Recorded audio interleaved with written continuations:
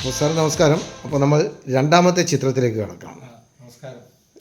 ഇത് വളരെ മനോഹരമായിട്ട് എന്തോ ഒരു ചിന്തയോ കാര്യമോ ഈ ചിത്രത്തെക്കുറിച്ച് ഒന്ന് പറയാമോ സാർ? അതായത് നമ്മുടെ ദുഷ്യന്തൻ, ഇത് കാണുന്നത് ദുഷ്യന്ത മഹാരാജാവിനെയാണ് ഇത് കാണിച്ചിരിക്കുന്നത്. അപ്പം അദ്ദേഹം ഈ ഒരു ശാപമൊക്കെ കിട്ടിയിട്ട് ഇങ്ങനെ ഏകാന്തനായിട്ട് കൊട്ടാരത്തിൻ്റെ പരിസരത്ത് ഒറ്റയ്ക്ക് ഇങ്ങനെ ഇരിക്കുമ്പോൾ അതിൻ്റെ മുന്നിൽ കാണുന്ന ഒരു ശംഖുപുഷ്പം. അപ്പോൾ ആ ശംഖുപുഷ്പത്തെ കാണുമ്പോൾ പെട്ടെന്ന് മനസ്സിൽ തെളിയുന്ന കുറേ രൂപങ്ങളുണ്ട്. അത് ശകുന്തളയുടെ രൂപങ്ങളായിരുന്നു മനസ്സിൽ കാണുന്നത്. ശരിക്കും പറഞ്ഞു കഴിഞ്ഞാൽ ഇതൊരു പാട്ടിനെ ആസ്പദമാക്കി ചെയ്തതാണ്. ഏത് പാട്ടാണ്?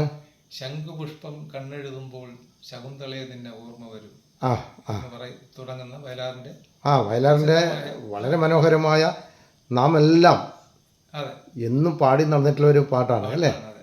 ഓക്കെ. ആ പാട്ടിനെ ബേസ് ചെയ്താണ് ഇങ്ങനെ ദുഷ്യന്തൻ ഇരിക്കുന്നതും ഓർമ്മയിൽ ശകുന്തളയെ കുറിച്ചുള്ള 2-3 സീനുകൾ അതിനകത്ത് കാണുന്നത്. അത് ശരി. ആ മരത്തിന്റെ അവിടെ നിന്ന് നാണത്തോടെ നോക്കുന്നതും രണ്ടാമത്തത് ഈ ചെടികൾക്ക് വെള്ളം ഒഴിച്ചു കൊടുക്കുന്നതും പിന്നെ എന്താണ് അതും ഒരു പാട്ടിന്റെ സീനാണ് മേളിൽ കാണുന്നത്.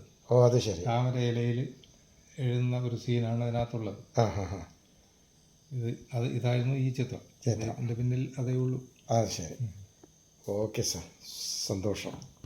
നമുക്ക് അടുത്ത ചിത്രത്തിലേക്ക് പോകാം.